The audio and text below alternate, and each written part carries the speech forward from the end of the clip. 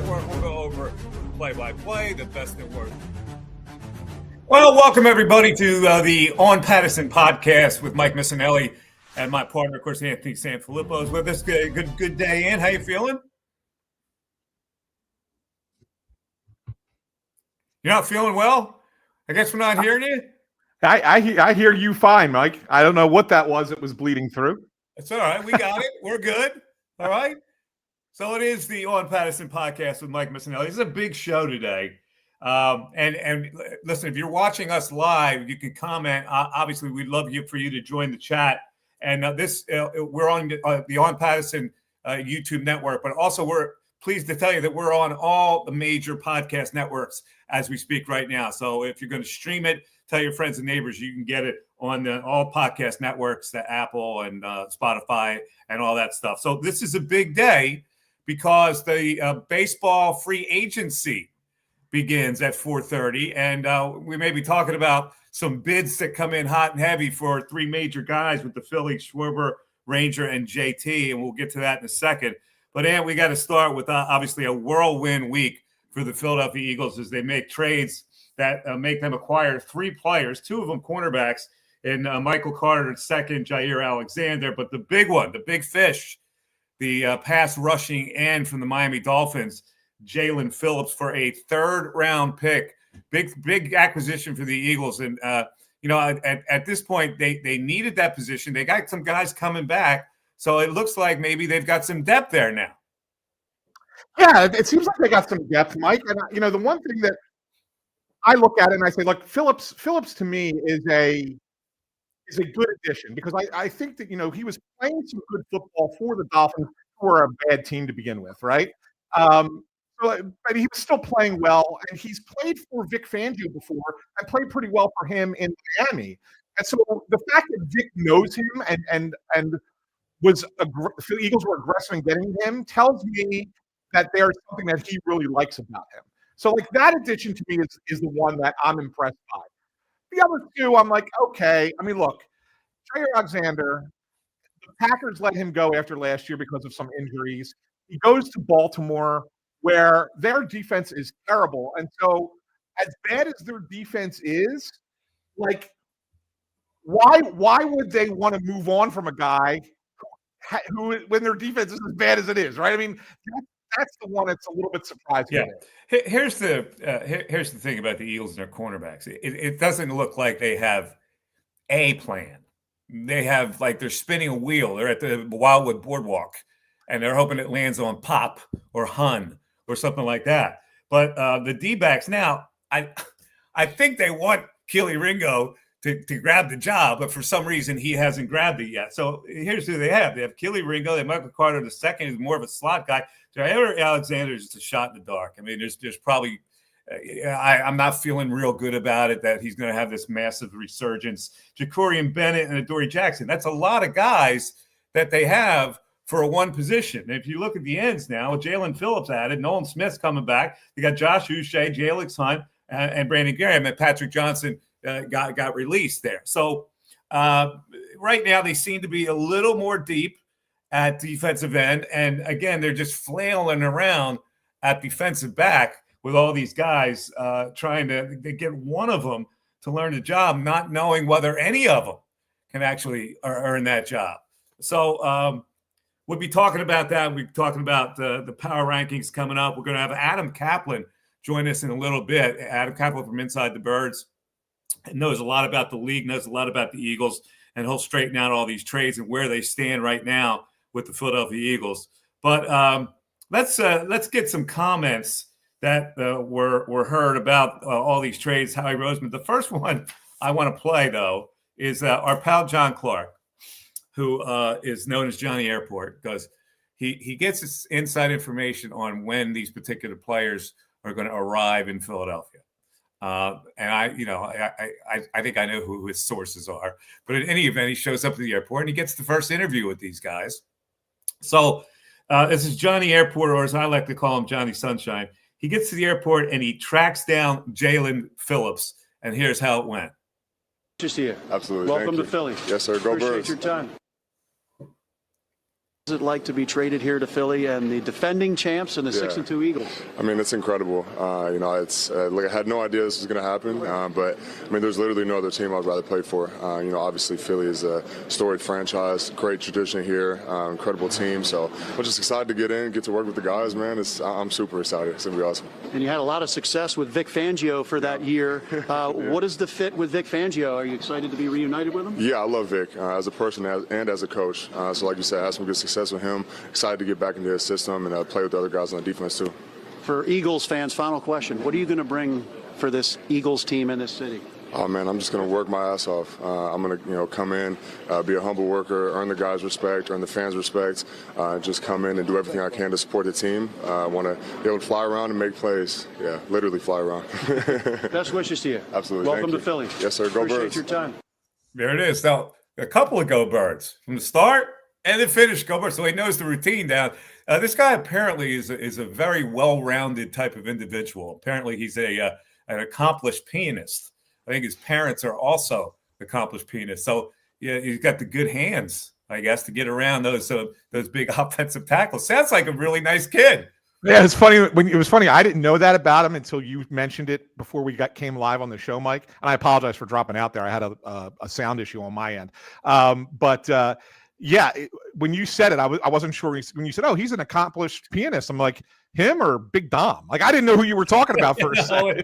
No, Big Dom's fingers I don't think would be conducive to the piano keys. But no, I really do think he's a great addition. I think that's a very fine move by Howie. And the fact that he had to give up a 3rd-round pick tells you that there was probably competition for Phillips' services, right? I mean, that's a pretty significant pick to trade for a guy. And so, like, I think that, the fact is the Eagles are a little bit more all in than maybe it looked like prior to that deal, because, like I said, Carter and Alexander, they seemed like fringy moves to me, but Phillips absolutely seemed like a move that Howie Roseman's like, we're still the best team in the NFC, and we're planning on going back to the Super Bowl. Yeah, I don't like let's get the veteran who's been now cast off and hope that he has a resurgence. It very rarely works out for anybody. But, listen, if it doesn't work out, they can certainly cut him. Here's the interesting part about this. They gave up a 3rd-round pick. They're still very well stocked with picks. They still have, Anthony, 8 picks. Yeah. They have their number 1, number 2, number 3 from the Jets. They'll get another 3 from the compensation pick from Milton Williams. They have a 4. They also have a compensation pick in the 4th for Josh Sweat. They have a 5th, which is either San Francisco's or Atlanta's. And then they have another 5th as a compensation pick from Mekhi Becton. So, it's not exactly like he opened the cupboard and emptied everything out. He's still well stocked with draft picks to make future moves. And that's the beauty about Howie Roseman. So you got to give him a lot of credit. First of all, that Marcus Spears hates him. Let's get to that quote first from Marcus Spears, former Dallas Cowboy, ESPN analyst, who says he hates Howie Roseman. And here's why. Latest Eagles edition is Howie Roseman just keeps stockpiling these guys. I hate Howie.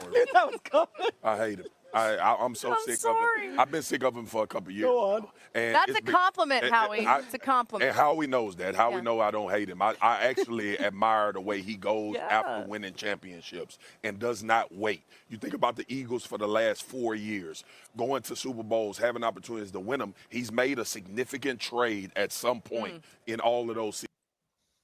Well, there you go. He hates him, but he loves him, really, the way it comes down to jealousy, like all Dallas Cowboy fans and players, ex-players. They all have it. So let's get to Howie, because he had a lot of explaining to do, and he explained it pretty well. Let's first hear what he had to say, his take on Jalen Phillips. All these guys, the process starts with college, and we spent a lot of time with him coming out of college, knowing the person. It's really easy to scout the player. Really, he's got freak ability. He can rush. He can set the edge. He can play in space. He's got a nonstop motor. I think one of the most fun things to do is put on his tape and watch his effort, And when you have the athleticism and the physical ability he has, with the effort he has. And then, just going and seeing that he was Walter Payton Man of the Year in Miami, the things that he does in the community. He comes from an unbelievable family. And then obviously Vic was with him, so a lot of times when you're talking to your coaches and you have a vision of how the player is going to fit, you have to have those discussions. But that discussion was really easy with Coach Fangio. I think I just said that discussion was really easy with Coach Fangio. Wow. I think that it was just for us, where we are as a team, what we believe in is important to winning a world championship and to being a great team. It really wasn't a hard trade to make. All right, so Walter Payton Man of the Year at such a young age is pretty impressive. So listen, all thumbs up for that acquisition that Howie Roseman made. And he talked about some other, there were obviously some other issues. A lot of people thought A.J. Brown was going to get moved, but he did not. So here comes the question, the A.J. Brown trade rumor. And he had a great rationale for it, which is he's a great player. If we're trying to win something, you don't detach yourself from great players. So here's what Howie had to say about not trading A.J. Brown. Really like to keep this about the guys we acquired, but Tim, I think that when you're trying to be a great team, it's hard to trade great players. And A.J. Brown's a great player. He wears the C for a reason. He's an important part of this team, of this organization.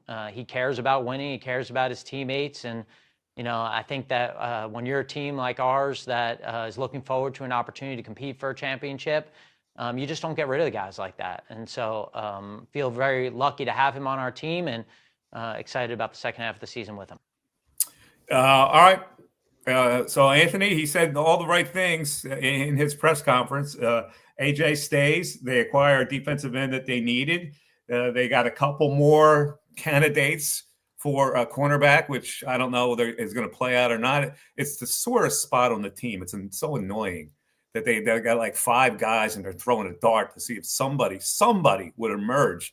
And I think it's a Fangio call, and he's in Howie's ear saying, we're not adequate enough there. We're not adequate enough there. We got to do more there. We got to get a guy here. We got to try a guy here. That's what he's doing. No, and he is. And I think that ultimately there's multiple plans here, Mike, right? Let's see if one of these guys hits, if it's, hey, if Jair Alexander comes in and he's even 75% of what he was before he got hurt in Green Bay, then you're probably happy enough with that, keeping Cooper DeJean on the inside. If it doesn't work out, or, then maybe you say, all right, well, we'll move Cooper to the outside and we'll go with this Michael Carter kid in the slot.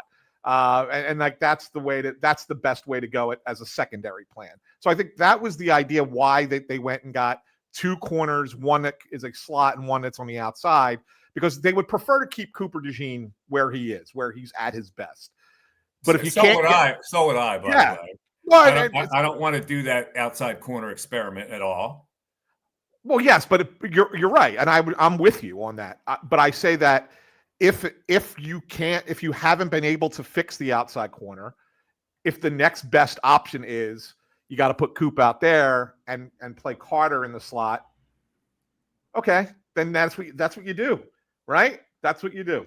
Yeah, we do have some comments in the chat.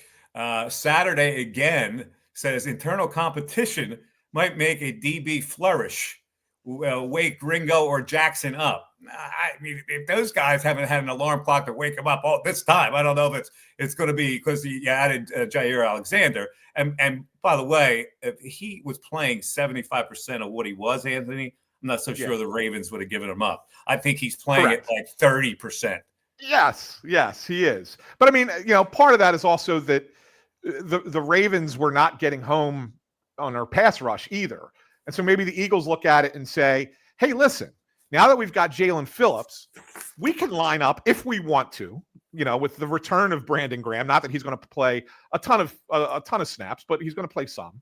If we want to, we can line up 4 former first-round pick defensive linemen across the front, right? And get to the quarterback. Maybe it's not as difficult on Alexander if the quarterback's under pressure. So, I mean, maybe that's part of it as well. How do you feel really about Jalen Phillips? Is this like a a definite help? Like, are we going to see this guy wreak havoc on the quarterback here, or is it going to take a while for him? No, I don't think we're going to see him wreak havoc. But I mean, do I think he's a guy that over the course of a season is a 10 to 12 sack guy with a bunch of other hurries? Yeah, I do. I think he can be that. I think he absolutely can be that. And so if you're getting half a season of that, and maybe he gets another 6 sacks and, a bunch of hurries and puts pressure on the quarterback, that's certainly going to help, because the Eagles, when they've struggled, have not gotten after the quarterback. All right, let's get. I want to see if you're in tune with the power rankings, where the Philadelphia Eagles are right now and where everybody else is in the league. If you could guess for me the top 10 power rankings that were in the Athletic this week, what would you go with? Overall? So the entire league. We're including the AFC teams. We're including the AFC. I just want to see if you're on the same page. And after we do this, we'll take a break and we'll be joined by Adam Caplan. But I want to see if you're as in tune with this poll as the Athletic voters were. All right. So I'm assuming we're going to go. You want me to try and guess their order? Start from number 1 and go on. I'm guessing that they went with the Colts number 1. They did not go with the Colts. In fact, okay. The Colts are 5. Wow. Well, they're coming off a loss, so yeah. But it was a kind of, like I said, like last week, I saw that as a trap game for them. Yeah, but it's still, a loss is a loss. Yeah. Are they going with Buffalo at number 1? They are going with the Philadelphia Eagles. Wow. As number 1. All right. The Rams are 2. Wow. At 6-2. The Bills at 6-2 are 3. All right. The Bucks at 6-2 are 4. The Colts at 7-2 are 5. The Seattle Seahawks at 6-2. I don't know what to make of this team, but they're climbing up the ranks at 6-2. They're 6th. The Lions, we're going to see them shortly. 5-3 are the 7th on the power rankings. The Denver Broncos still getting sold a little bit short. 7-2, they're 8th. The Patriots are number 9 at 7-2. And finally, and this team just does not go away from the mindset of these voters. At 5-4, the Kansas City Chiefs are in the top 10. They're mediocre. I wouldn't put them in the top 10. But they've got this romance. They romance all these voters. Yeah. Oh, I know. But that's the NFL. That's what it is. I'm a little surprised by those rankings, Mike. I'll be honest with you. Eagles. Would you not have the Eagles at number 1?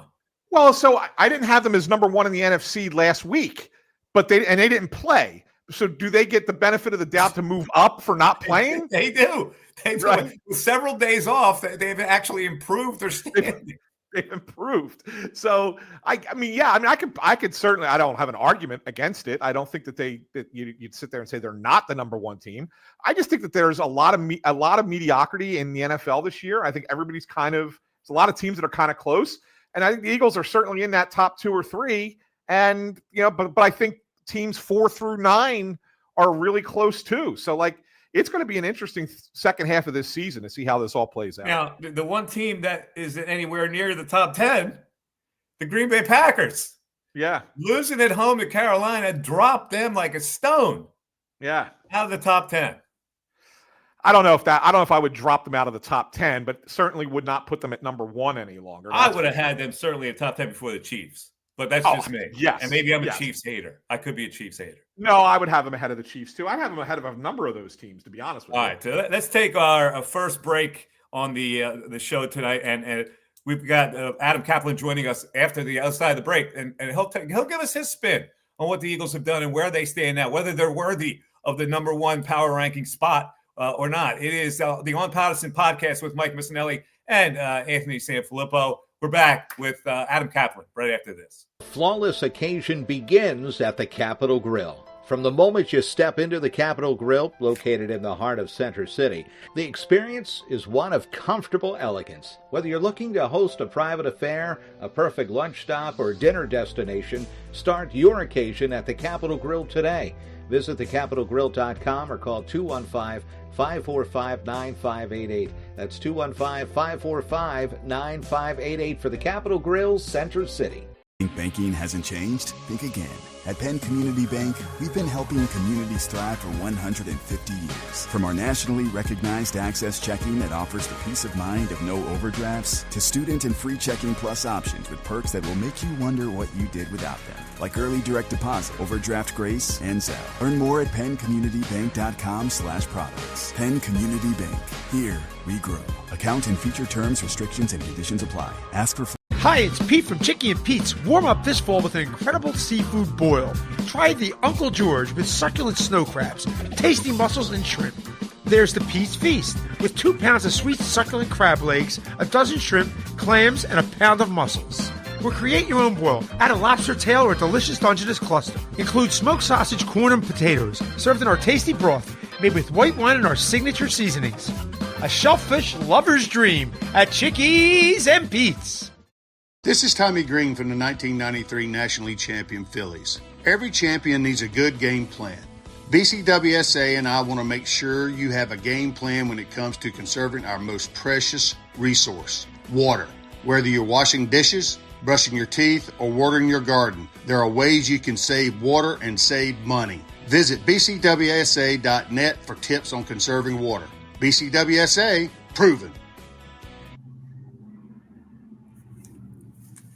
Welcome back on Pattison Podcast with Mike Missinelli, Anthony Sanfilippo, and our special guest today. Yes, good to see the smiling face of Adam Caplan from Inside the Birds and host of the Pro Football Report on WBCB. Joining us now remotely. Hello, Adam. How you feeling today? Mike, good to see you. It's been a while. Good to see you. It has been a while. We have some very serious issues to talk to you about. First of all, the Eagles with a big, busy week to grab some players, Jalen Phillips being the number one guy. So, How do you assess how Howie did last week? I thought he did what he had to do. Look, we had said on Inside the Birds, really starting after the draft, that they had 2 glaring weaknesses. Cornerback opposite Quinyon Mitchell and edge rush. Depth, as we said for 8 years, is not about how many players you have. It's the quality of the player. And we felt, and then we would go to training camp, myself, Jeff Mosher, and Andrew DeCecco, who works for us, who's our beat reporter, does a great job. We all came out saying, wow, everything we thought after the draft is still there. It's a problem. The pass rush, we didn't think Jalix Hunt was ready to be a big-time pass rusher. Other than the last game where he played really well, Mike, you hadn't really seen it. Obviously, BG retired, then came out of retirement. We'll see what that looks like. Nolan Smith, unfortunately, got hurt. A lot of things have happened, but they did not have that number one guy. You don't have to have an elite edge rusher, but as the group, they all have to play at a high enough level, and we had not seen that. And then the cornerback thing it's really been a disaster opposite Mitchell. Let's call it like it is. I joked with our Patreon group last night that they're going to basically have Mike a in the season tryout at corner opposite Mitchell between Jair Alexander, who just got acquired, and of course Keely Ringo and Adoree Jackson when it gets cleared out of concussion protocol. I mean, it's just it is what it is. I get it, Mike. Not every team's going to be perfect, but the glaring issues we saw in the spring are still here. Yeah, I want to get it back to the cornerback situation in a second, because it is kind of crazy that they're having this in-season competition for the job. But talk to me about Jalen Phillips. How good of a player is he, and how quick do we expect for him to make an impact? Well, I expect him to be a starter. Now, the question is, Mike, does he play the left or right side here? He did play for Vic Fangio, the Eagles defense coordinator, when the two were the Dolphins 2 years ago. So there's an understanding what the scheme looks like and his role in it. And then, of course, you've got the Nolan Smith situation, so they have to kind of figure out how they're going to juggle. Because Vic's interesting. You know, if you go back to when Jim Schwartz was here, he liked having at least 4 guys in a rotation as edge rushers. I know they ran a 43, where they run a 34 here, but the fact of the matter is you want to have depth and talent, and they have that. Phillips, by the way, if you really look at it, Mike, had he not had the terrible back-to-back year luck of the ACL and the torn Achilles, first year doesn't miss any games. Off to a great start with Fangio.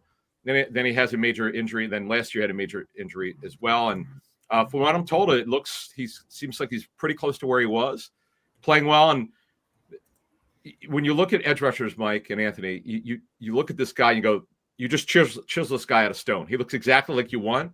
He does everything well. It's just that, okay, you're making a trade in season. He's got to get acclimated again to the same scheme he played in 2 years ago.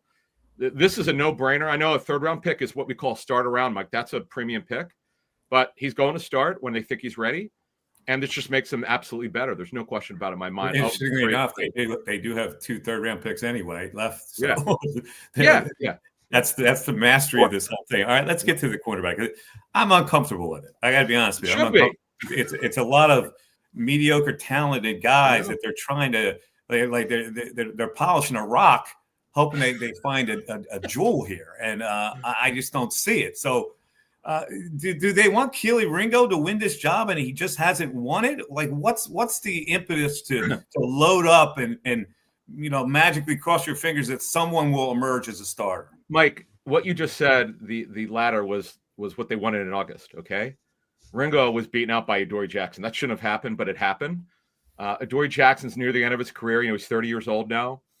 Howie Roseman loved Adoree Jackson. He tried to sign him, and Jackson went on record saying it more than once that the Eagles pursued him when he left the Titans. But so then you add Jair Alexander, and they'll figure it out in practice what it's going to look like. In fact, here's the thing, Mike. Jair Alexander was a healthy scratch for 5 games, okay?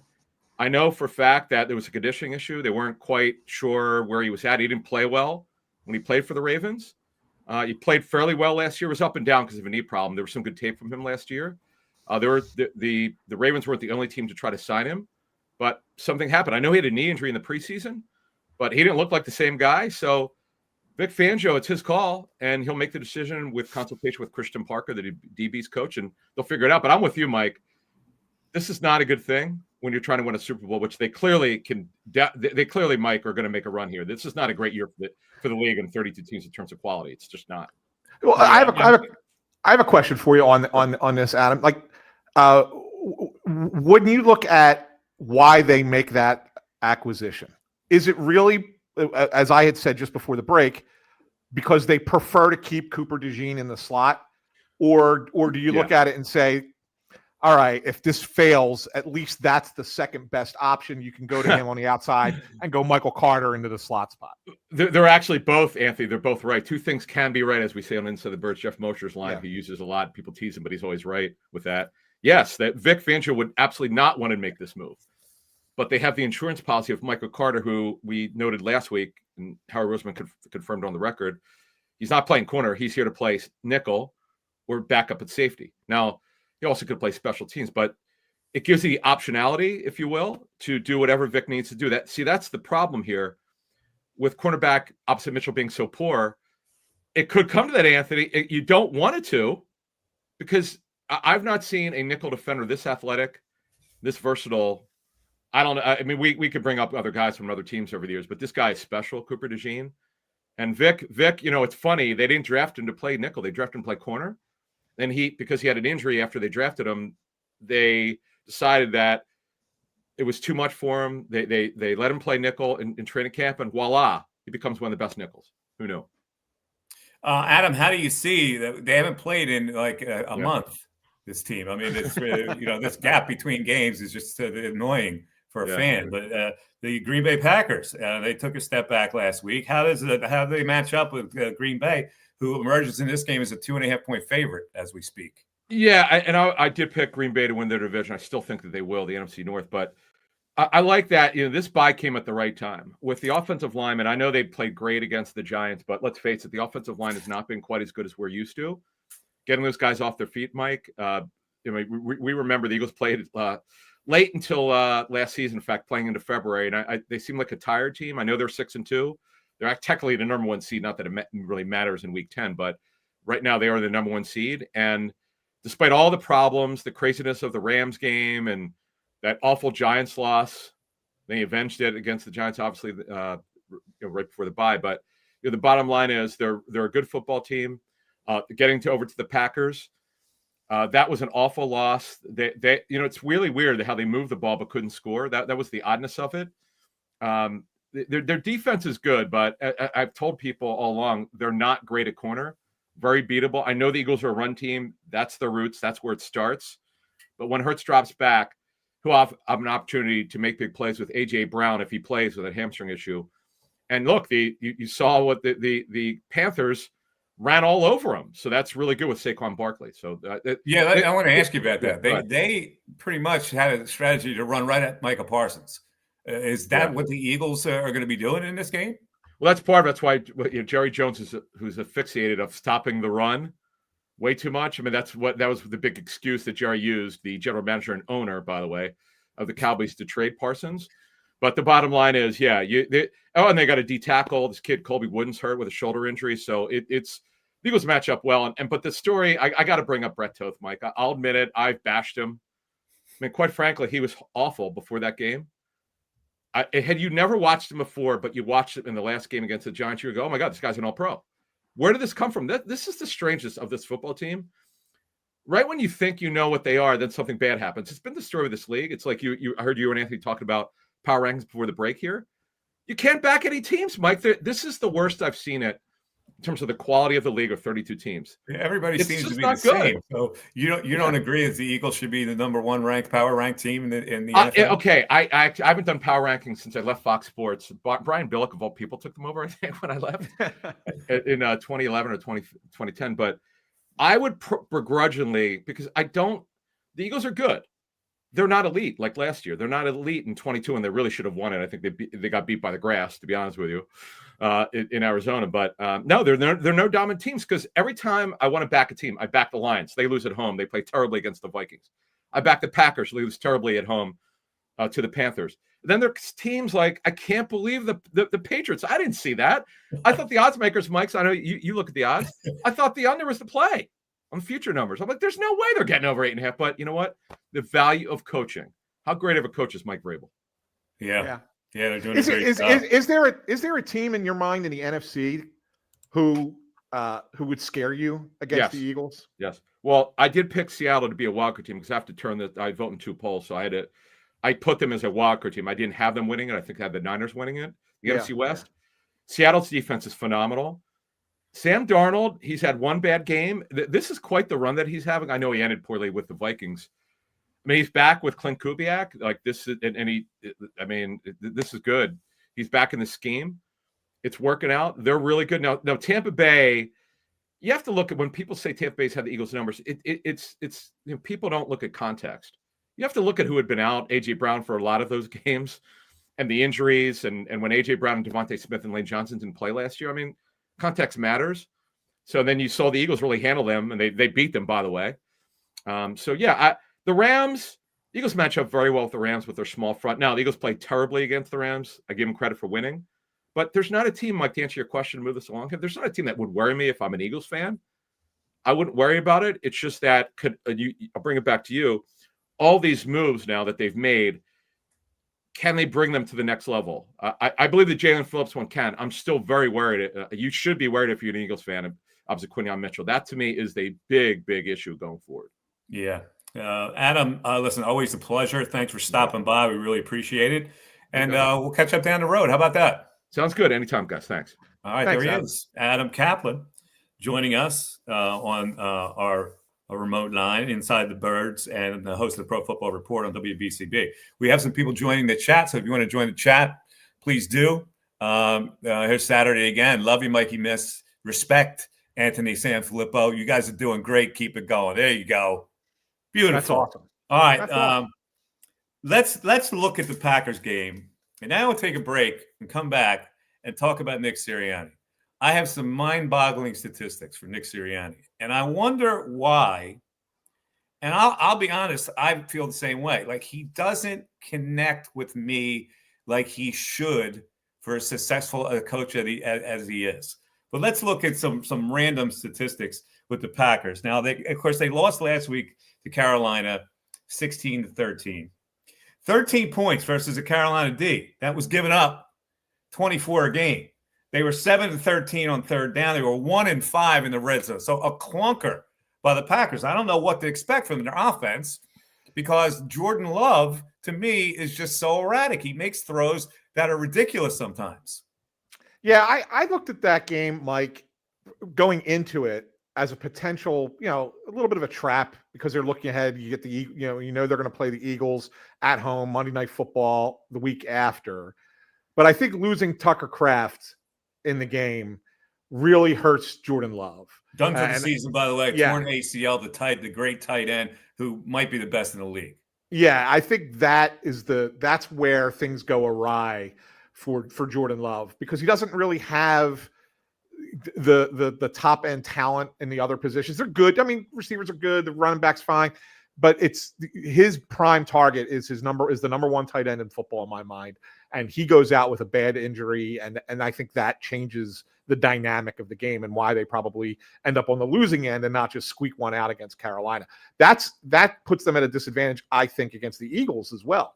When you look at it, I thought that the Eagles had a little bit of an advantage going into the game anyway, but now you take away Jordan Love's best option.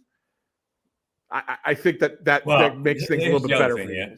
They have to get to him, and they have not been getting to the quarterback this year. 2 sacks a game. That's a very low sack percentage. They're way down in the rankings in the league. So they've got to get to this quarterback somehow. And I don't know if they're ready to do that right now with all the guys they keep rattling in. Listen, they've all had moments.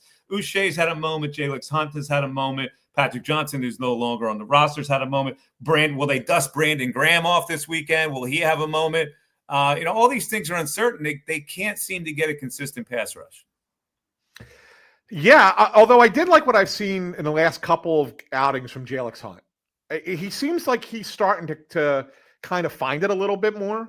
And so maybe he can be that guy. Maybe he can be the guy that starts to provide a little bit more consistent pressure when he's in the lineup. Obviously, you're bringing Brandon Graham back in for a reason.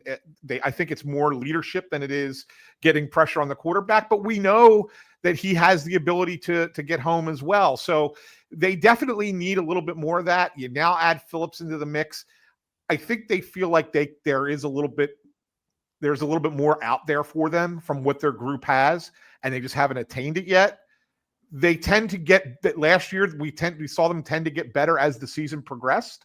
So maybe they feel like that they're in a very similar spot to that, and that they will have that in the second half of the season. But yes, I understand that's crossing your fingers and hoping. Yeah, and conversely, Jalen's been sacked 25 times.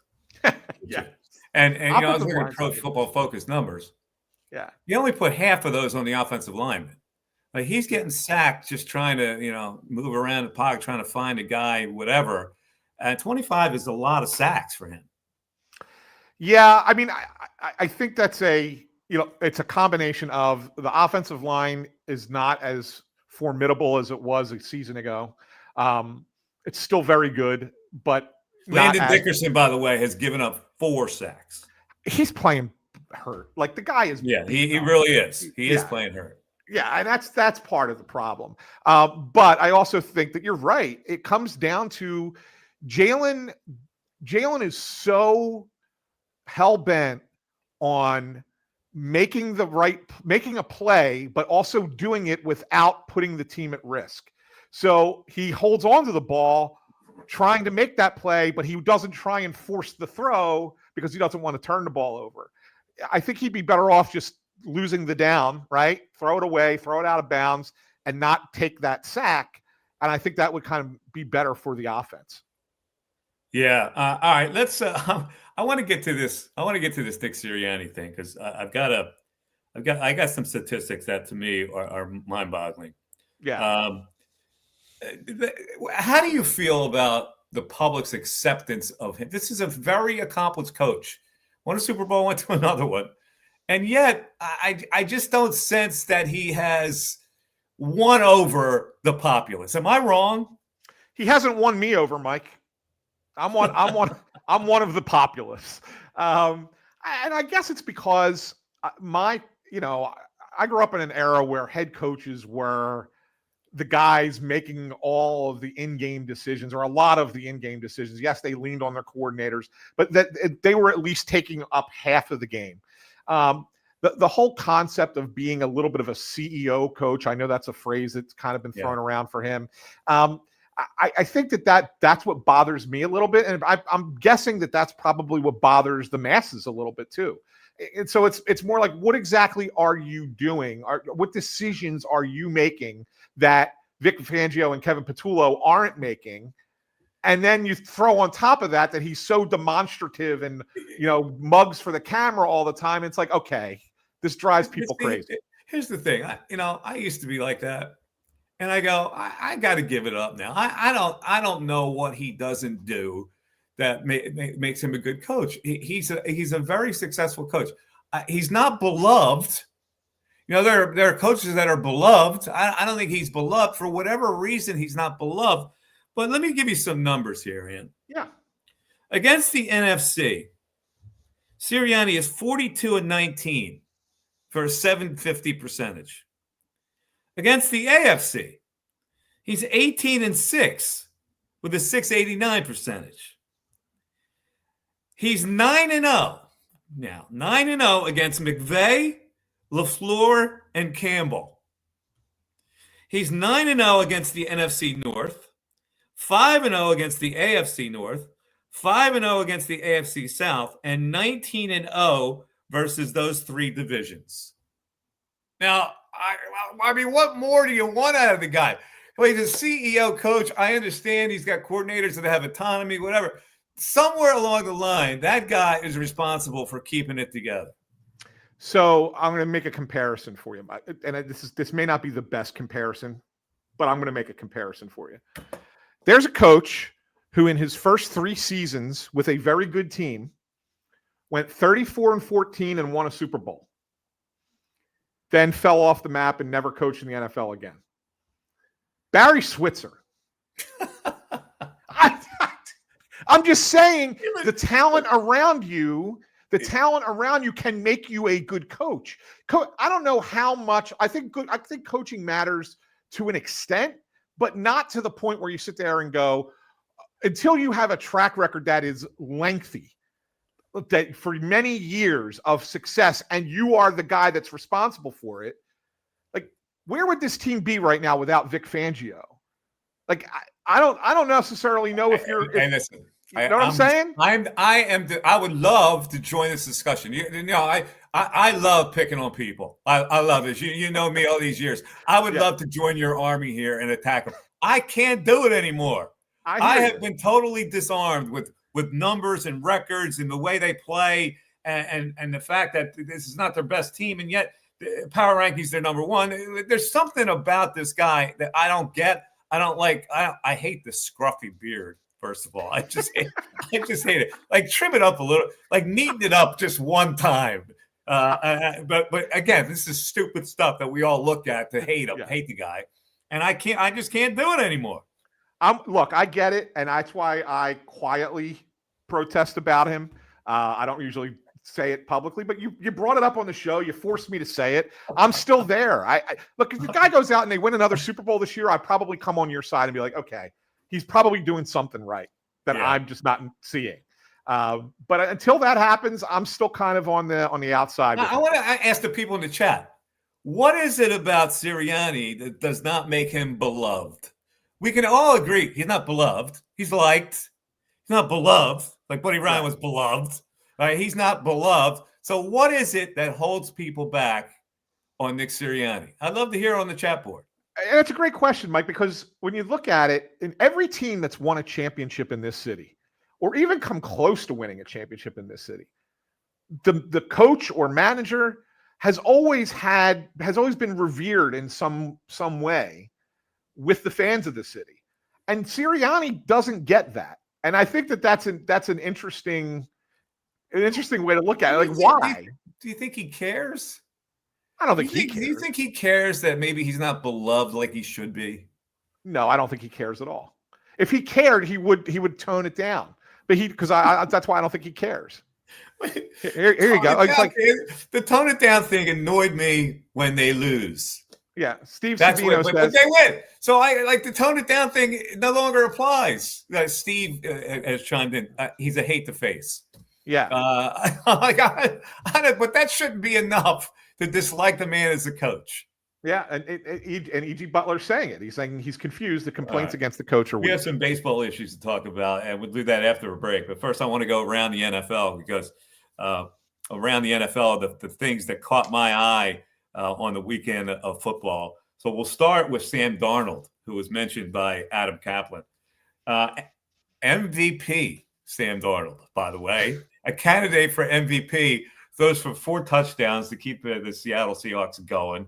The Bears, where they get a come from behind win against the Cleveland or the Bengals, and Chase Brown had some F-bombs to say after the game. Chase Brown saying, "We got to effing finish the effing game," which was interesting. Are the Packers and Lions frauds? They both lose last week. The Colts come back to earth against the Steelers, although the Colts may be one of my picks this week. And let's get to the audio highlight of the week. A record-setting field goal by the Jaguars' Cam Little. Here's the way it sounded: 68 yards. 68 yards away. It's up there. It's out there. And it's good. It's good from 68. Cam Little comes up big. Just driving that ball. You see the low trajectory, but look at this. I mean, that's good from 70. And this is regular season. It's good from 70. Now, I know you have a problem with this. I have a major problem with it. You have a problem with this. You have a problem with the footballs. The special kicking footballs, you believe, are adding to this. I think it's fantastic. I think if you're going to rig a football to kick a 70-yard field goal, to give your team a 70-yard field goal, I'm all for it. How could you possibly dislike it? Because I think teams are more apt to play for field goals now than to play for touchdowns. I think it hurts the league. We went too quick and look, I know guys are going to develop. They're going to get physically better at kicking. They're going to, get better at understanding the math of it and all. And so, back in my day, when a 50-yard field goal was exciting, it's not the same anymore. I mean, now you got guys regularly making field goals over 60 yards. And you think it's the balls. Well, I know it has to be. How is it not? So you're able to get more. The balls aren't as hard. The kicking balls aren't as hard, so you can get more foot into it. But I don't understand what's wrong with that. First of all, this is a league now that goes for it on 4th down more than anybody. So I don't know if they settle for field goals. But if you can't get to a certain level and you got a guy can kick a 70-yard field goal, that's exciting for fans. To me, Mike, and I agree that they go for it more on 4th down, but I think that this takes away from that because before you had these balls in play, and it's not just the balls, it's mostly the balls, but I think that it's also the rules where you can't come over the center to try and block a kick. You can't use your own player for leverage to jump up. So there's a bunch of other things that kind of come into play, but it's more that when you have the ball 4th down and you're just inside the 50-yard line, I'd much rather see a team go for it, right? Most teams do. Most teams do go for that. Guy you can hit a 68-yard field goal now, you're just going to kick the damn field goal. Not everybody can kick a 68-yard field goal. And to boot, you can say whatever you want with the footballs. When you're that far away, you got to have a lower trajectory. It should be more susceptible to be blocked. Yeah, but you can't block up the middle anymore. You can't block over the center anymore. So like that, it makes it easier for them to go pressure up the middle. The Eagles got pressure up the middle to block field goals. You have to do it a certain way. You have to do it a certain way. How many field goals get blocked anymore? Not that. I don't know. I think you're being awful picky. I'm not. I hate you got kickers. A guy that can kick a 70-yard field goal. That's money, man. I hate kickers. And I hate kickers. You know me. I hate kickers. But I think it's an exciting play now. Steve says the balls are on steroids. There you go. Maybe the balls are on steroids. I don't care. Remember the Super Bowl that we used to play with back in the day? Bounce all over the place, right? That was fun. I don't care. Make it better for the kickers to kick it through. I'm okay with it. I want to. If they're going to go with these balls, I think you need to narrow the goalposts a little bit. Just a little bit. By the way, I just got to mention this with the Jets, what the Jets are doing. The Jets got first-round picks in 26 and 27 for Sauce Gardner. Yep. They got a second round in 2026, a first rounder in 2027 from the Cowboys. For Quinnen Williams. The Jets now have 2 first-round picks in 2026 and 2027, where they're going to get a franchise quarterback. Finally, the Jets tearing down to rebuild with draft picks. Do you like it or not? Not that we even care about the Jets, one of the most pathetic franchises in the history of football, but are they doing it the right way now? Are they going to get the right guy? Or are they going to base it on Madden ratings? The right guy has come out in the draft recently the Bo Nixes of the world, the kid from the Patriots, the Drake Giants May, kid, Jackson Dart, Yeah. They have a shot at getting it, but you got to get the right one. I mean, there's a lot of guys who get picked that high who are not the right guy. No, you do, but there are a lot of guys have been lately.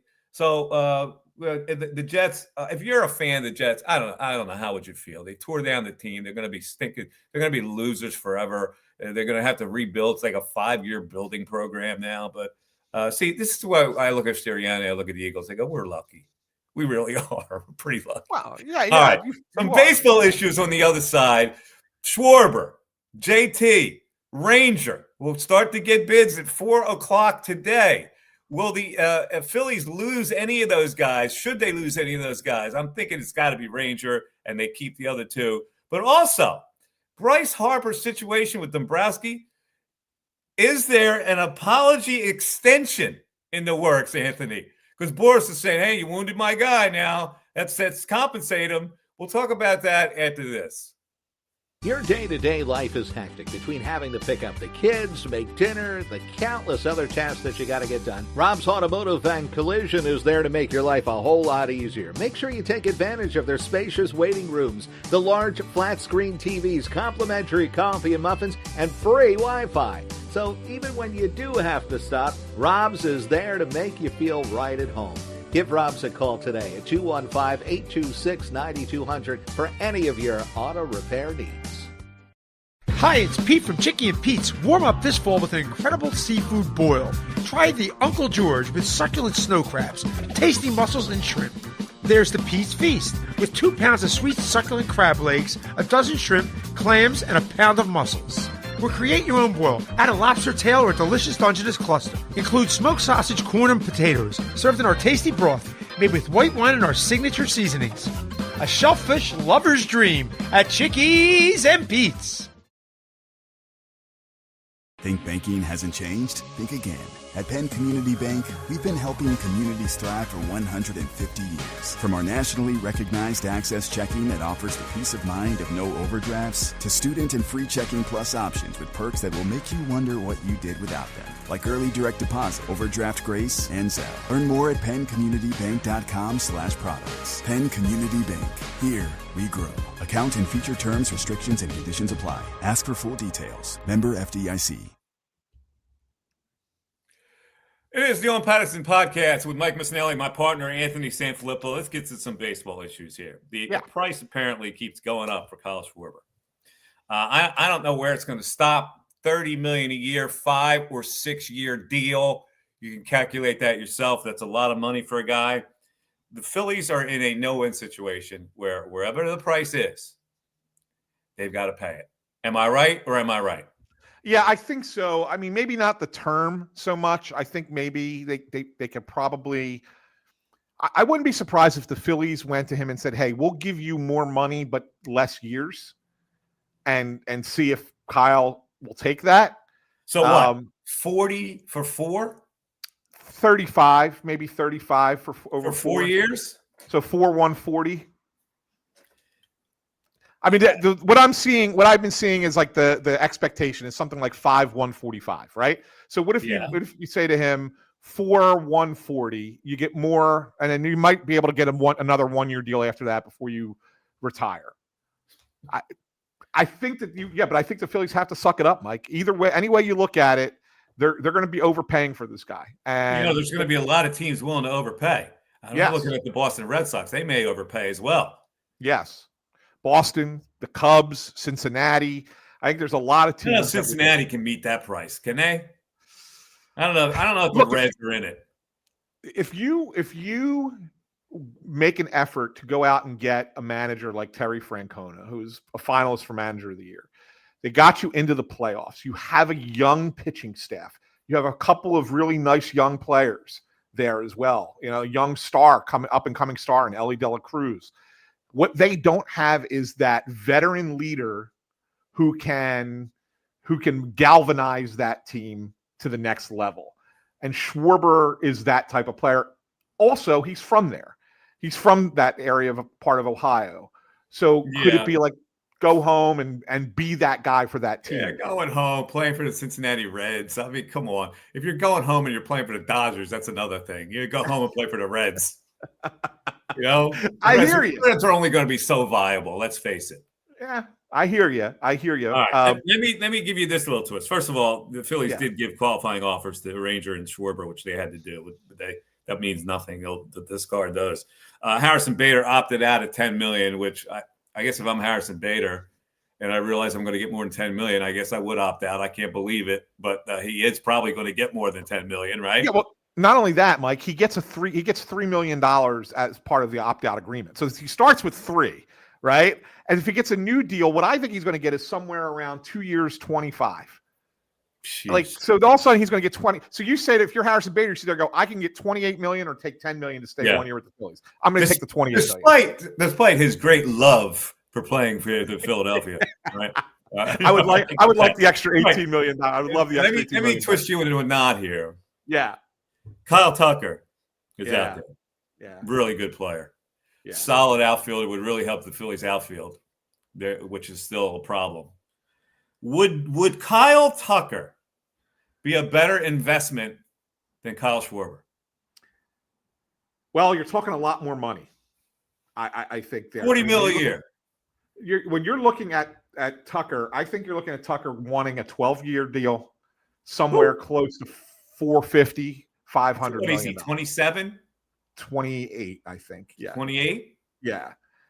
So like that's what you're looking at. So that would give you a third player on your roster who you have tied up for a decade, although Harper's contract is less than that now, but and over $300 million of money invested in a player. I can't see them doing that. So I don't think that's going to come to fruition. I think the thing that is better possibility is if you don't sign JT Realmuto, I can see them getting Alex Bregman, which IROC Philly mentions here. He says Phillies are favorites on odds to sign Bregman. On odds to sign Alex Bregman. Yeah. Can they afford it with re-signing Schwarber and Realmuto? Probably not. Right. Not both. Not both. Right. So if they don't bring back Realmuto, then I could see them getting Bregman. And I think that's a more realistic, because Bregman's not going to be 12 years. Bregman, you're looking at probably a 5-year deal. How could they possibly do better at catcher? You can't. So that's what I'm saying. I mean, that's a monster gamble to do something like that. To be without your catcher just to sign Alex Bregman. So the way you look at it is this: is the drop off from Realmuto to whoever becomes your full-time catcher, whether it's Marchand or somebody that you bring in, a veteran that you bring in from outside, worse than the upgrade that would be Bregman over Alec Boehm? And Boehm probably brings you something in return a little bit as well. How old is Alex Bregman? 32. What? Okay. What does he have? Does 31, he have 31. A lot left? Oh, he had a great year in Boston. I mean, really did. He's a very good defensive third baseman. He's a leader. He's won. He knows how to win. He's right-handed. Okay. He's back behind Harper. Like, there's a lot more value to him. So I don't know. I would be okay with that. I'm not loving it, but I'm okay with it. Versus going with what you've had. I mean, if you bring back both Schwarber and Realmuto, you're basically bringing the same offense back. I listen. I get it. I just don't think catcher is a position where you go, I've got nothing. There is no way that I could possibly improve that situation over JT Realmuto. As much as I don't want to put the same guys back in the same type of lineup, I can't do any better than that. I can't have Rafael Marchand be my starting catcher. I can't have some journeyman from some other team be my starting catcher. IROC asks, Realmuto hit 257 with 12 home runs. Can Marchand do that? Can Marchand do? No, Marchand can't hit 257. Probably not. No, he's probably less than that. 20 hitter. Yeah. At best. Yeah, it's probably 225. He might hit the 12 home runs. He does have a little bit of pop in his back. But that's I don't know. It's not like I'm that big of a JT fan, but if I'm the general manager, I can't do any better now. What am I doing? Yeah, but so here's the thing with Realmuto. Are you signing him to a 3-year, $45 million contract? That's probably what it's going to take. About $15 million a year for 3 years. When he's already going to be 35 years old and he just had his worst offensive season in in almost a decade. Anthony, you make a great point. I don't have any alternative. Yeah. I just don't. There is such a dearth of catching offensively anyway in this league that you're going to have guys like Martin Maldonado like hitting 207 for you as your starting catcher. You're right. Seriously. You're right. I can't have a catcher hitting 207. Kind of sucks. It's a tough spot that they're in. It really does. It's a tough spot let's move on to the drama of Bryce Harper. Yeah. Scott Boras, Sherman, extension. And look what you guys did. You hurt my guy. You hurt your star player. You hurt your cornerstone player. So maybe you got to make it up to him in the pocketbook. What do you think? I don't see it happening this year at all. I think that Dombrowski's best line was it's a good thing that he signed for so long. He signed for 7 more years. 6. Now hear this: 6 more years. 6 more years. If you redo the contract and you say we'll pay you $40 million for the next 4 years, you waive your no trade clause. I don't think he does it. You don't think he does it? No. He's going to make a lot more money, $40 million a year, than what he's making now. But keep in mind that I'm not sure that you could actually restructure the contract. Like, I don't think you could tear it up and rip up the one, sign him to a new one. I don't know if baseball. I would have to check and see if baseball allows that. I don't remember anybody doing that in baseball. I don't think that you can extend the guy. You can give him money at the end of the contract that he's under, but I don't think you can rip it up and re-sign a new one. I'm not sure. IROC also says Marshawn's career in 206 at bats is a 245 career average. That can't be possible. Where has he hit 245? That can't be his career average, is it? I would have to look it up. I think that he did have the one year where he filled in when Real Muto got hurt. He can't hit. Yeah. All right. He's not a hitter. Yeah, no, he's not. I can tell hitters that guy is not a hitter. Yeah, career 240, Mike. 240 career batting. Career 240. That's surprising to me. But he looks like a 220 hitter in the big leagues playing every day. Yeah, I agree. I think he's 220, 225. That's probably what he is. All right, so you don't think the Harper thing is coming, even though there are bruised feelings out there. You know how those bruised feelings get.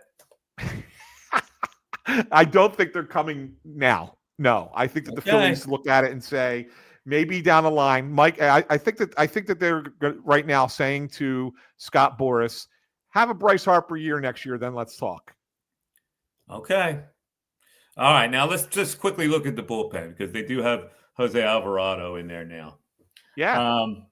Are there any right-handed relief pitchers that they have in their system? And I'm talking about that can fill the bill. I'm talking about the Tim Mazes, the Trevino, from the minor leagues, Alec McFarland, and Tabar or Tarar, whatever his name is, Saad Tarar. Are any of those guys a possibility for the pen? And are they optimistic that any of those guys could be?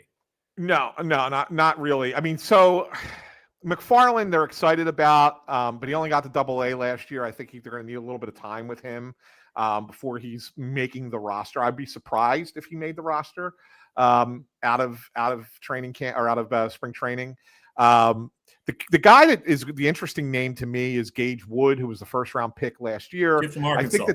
I think that they still view him long term as a starter, but maybe you sit there and say, hey, let's trot him out there for a season out of the bullpen and see how that looks. So I think that that's a possibility. The interesting thing to me, Mike, and I wrote about this today on Pattison, I wouldn't be surprised if, we've talked about all these changes that the Phillies are making. Everybody talks about the hitters, the lineup's got to change, but nobody's talking about pitchers. Do they move on from Matt Strahm and replace him with a younger, cheaper version of a reliever, left or right hand, doesn't matter, but somebody who throws with velocity and has some swing and miss? They finished third from the bottom in Major League Baseball in whiff rate this past year. Yeah, but they love themselves from Strahm. I hear you. It wouldn't break my heart at all. Yeah. I don't like guys that throw 93. Yeah, and that's the thing. Like, he's in the 20th percentile amongst velocity. I think they're passé in this day and age. I think you need flame to come out of the bullpen at any level. I agree, and I'm wondering if that's the move that you make. I mean, he's under contract for this year at $7.5 million. There's a team option next year, so maybe another team that needs a lefty in the bullpen looks at it and goes, "Oh, there's some team control there. We could trade for him, and we'll give you this guy." And maybe he's younger, throws harder, he's right-handed, goes into that pen. Especially now that you brought Alvarado back, you have two other lefties in the bullpen.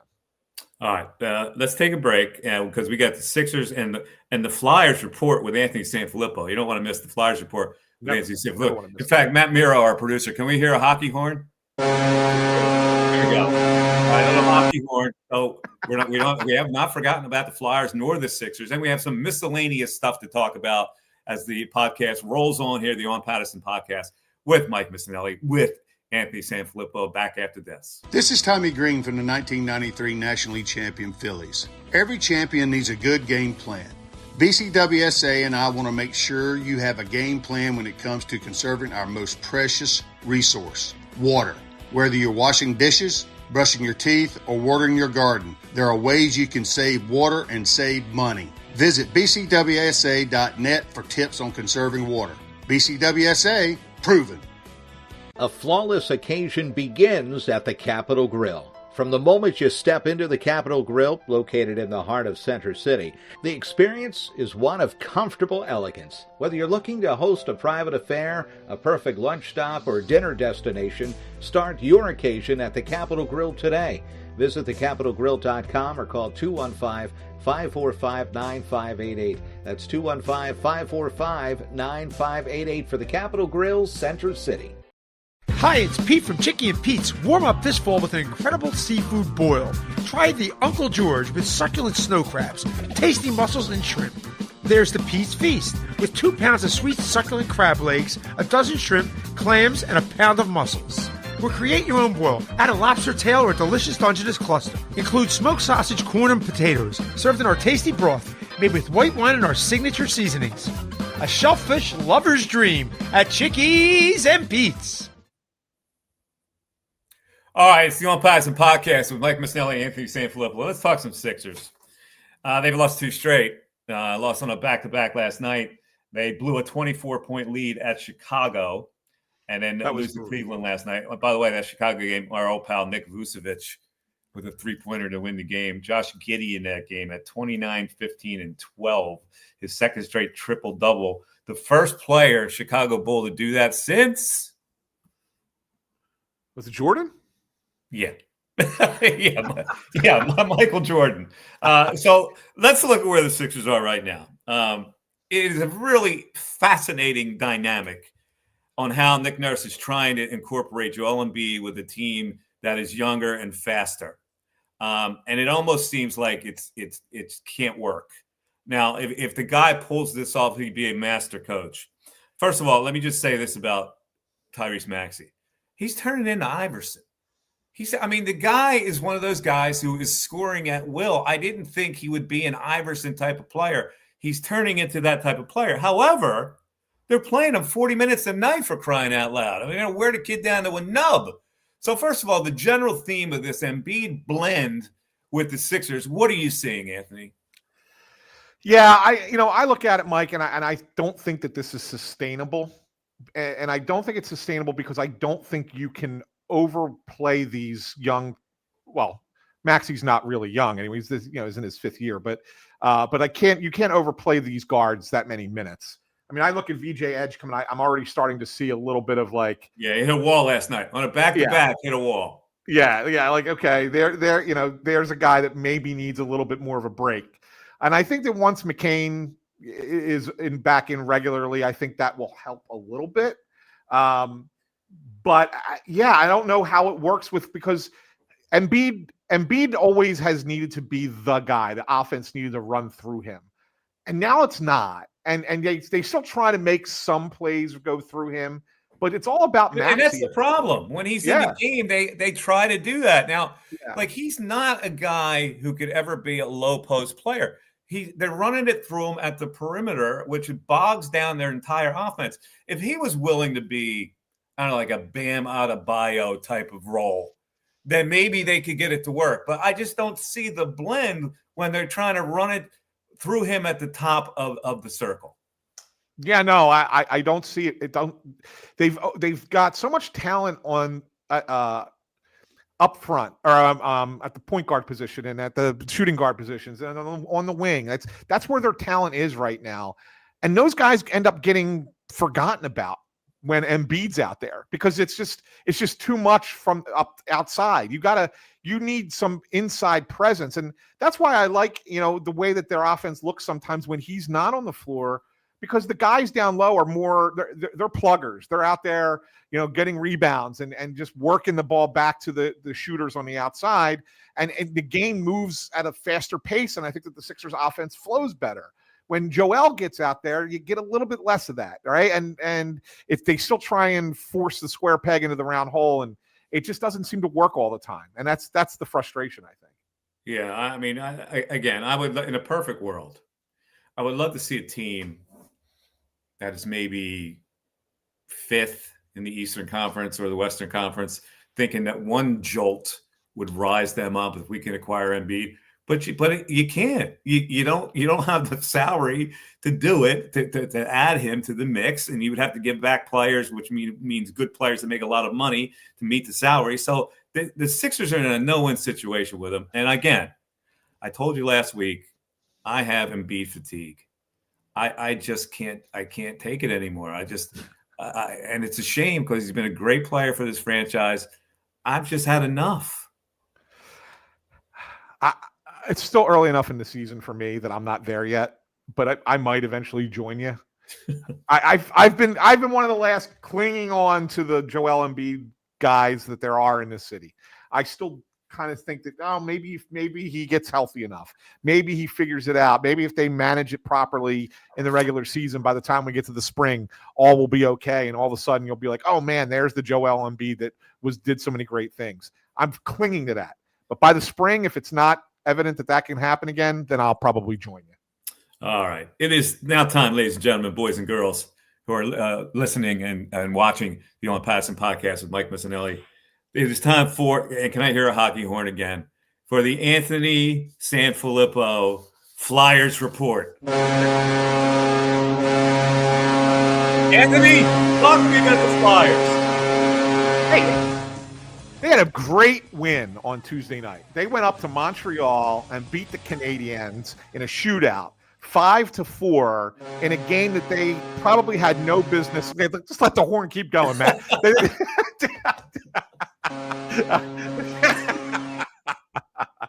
No, but they probably had, going into that game, coming off the way they played last weekend against Toronto and Calgary, with two terrible performances, and you sit there and go, they shouldn't have any prayer against this fast Montreal team.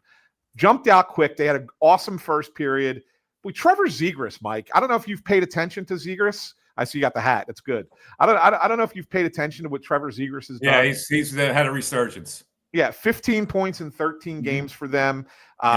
He's fallen into a real comfortable spot in their rotation on the wing now. Mostly does do a little bit of center, mostly on the wing.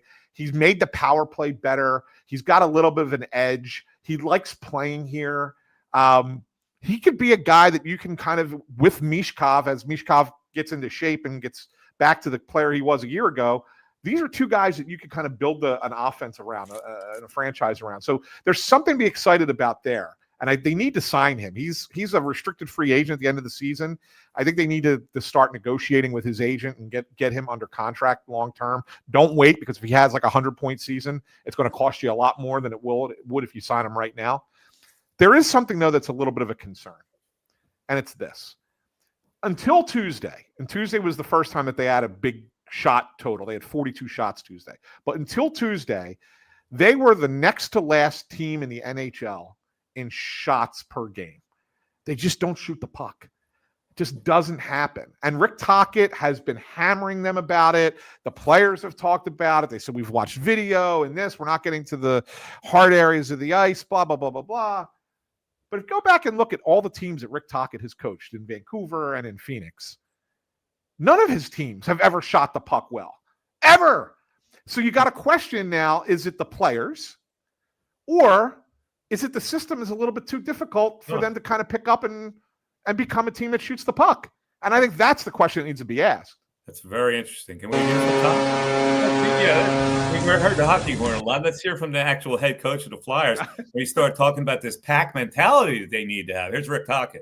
I think, that pack mentality, you eat together as a pack. If you're the lone wolf, you're going to get, you're done. But pack lives, they have a chance to outlive, not to get philosophical or anything, but I just believe in that stuff, right? So, whether it's Trevor Zegers jumping in or I was Delorier, or it seems like everybody's jumping in to help out, and we're preaching discipline too. We're not being stupid. I just think we're just sticking together, and I think that's a good thing.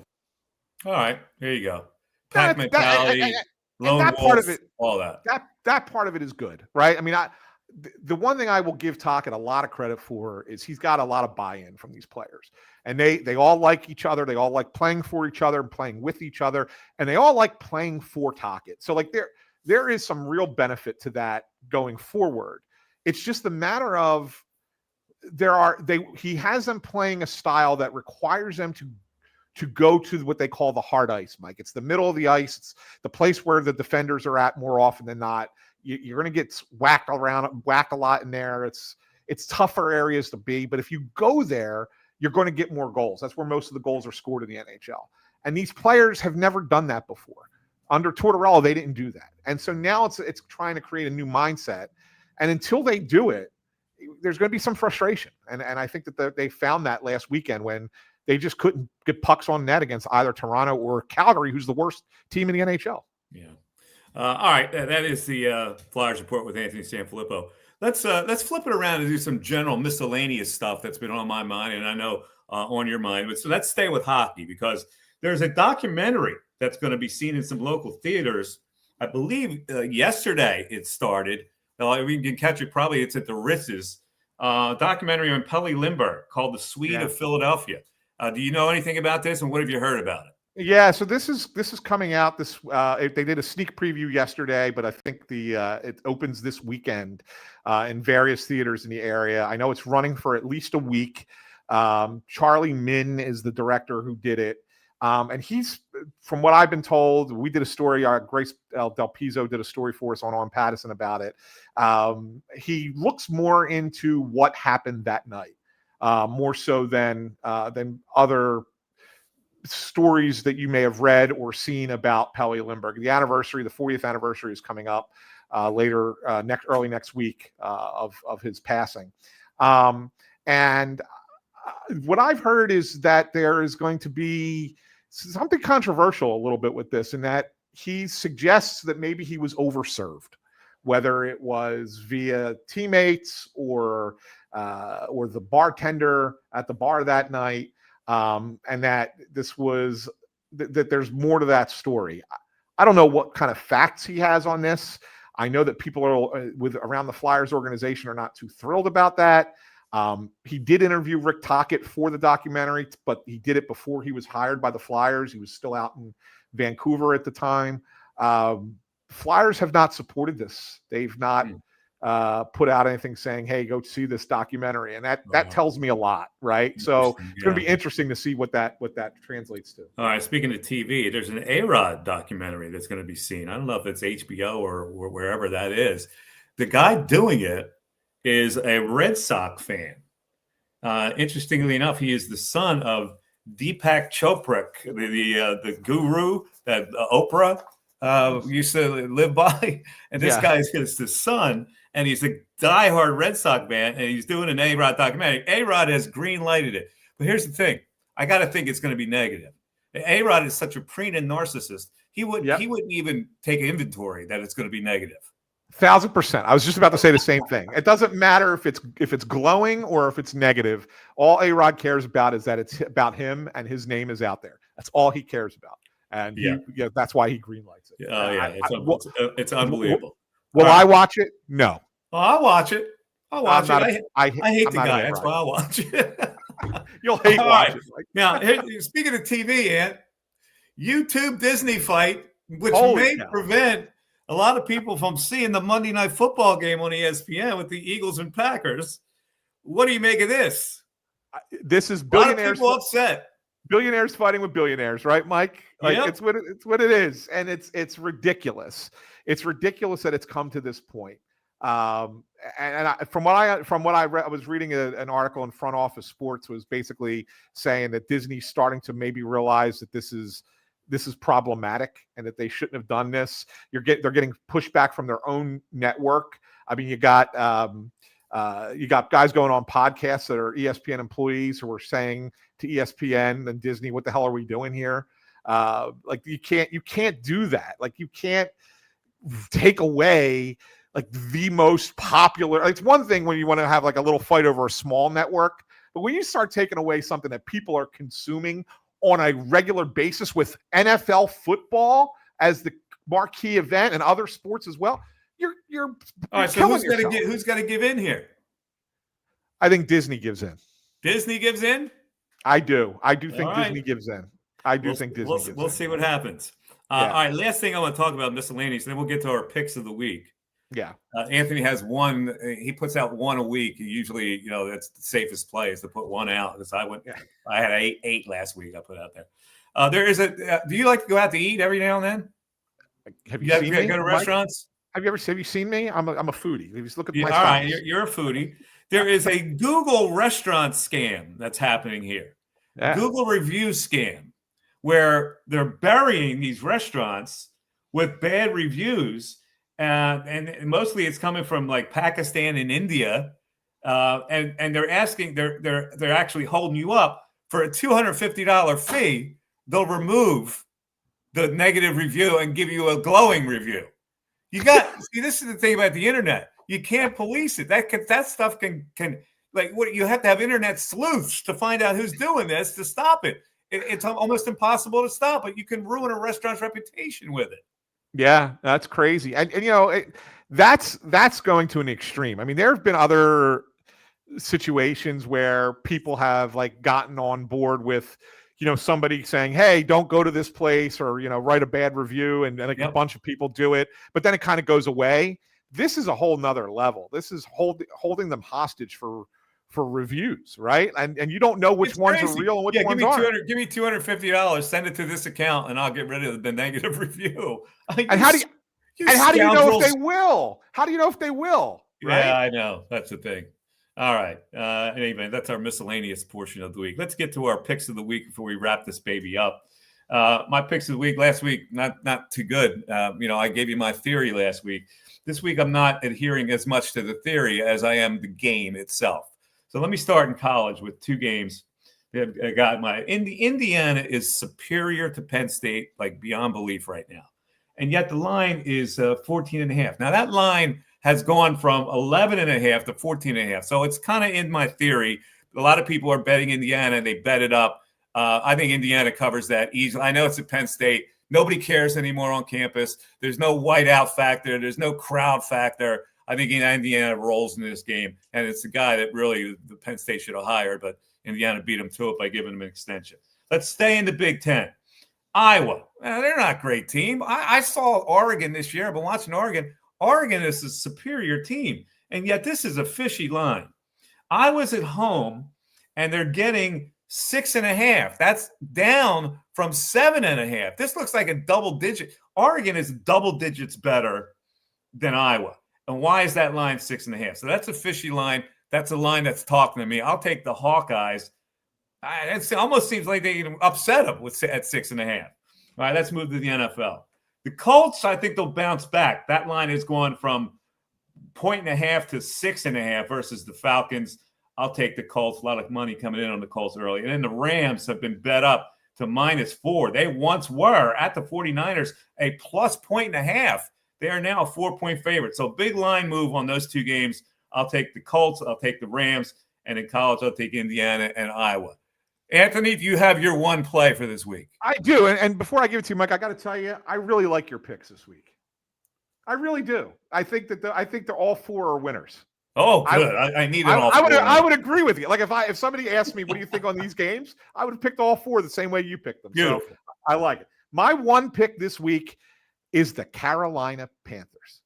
-5.5 at home against the dreadful New Orleans Saints. And I look at the Carolina Panthers, Mike, and they had the big upset win in Green Bay last week.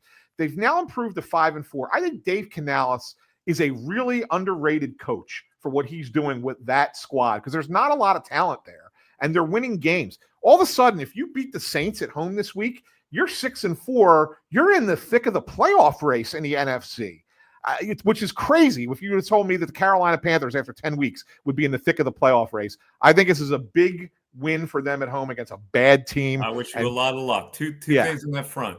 5.5, 5-point lines are always tough to bet on. Second of all, when you bet on a bad team, you expect bad results. I agree. I agree. That's a horse crap game to bet on. Thanks.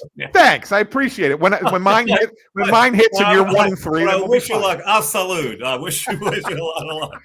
All right. That was the show for today. Thanks, everybody, for watching on YouTube. And again, we're on all the Apple Podcasts, Spotify, all the podcast networks. So hopefully tell your friends and neighbors and you can stream it. Thanks to producer Matt Miro. Thanks to my co-host Anthony Sanfilippo. And thanks to everybody for watching and listening. I'm Mike Missinelli. Take care, everybody. We'll talk to you next week.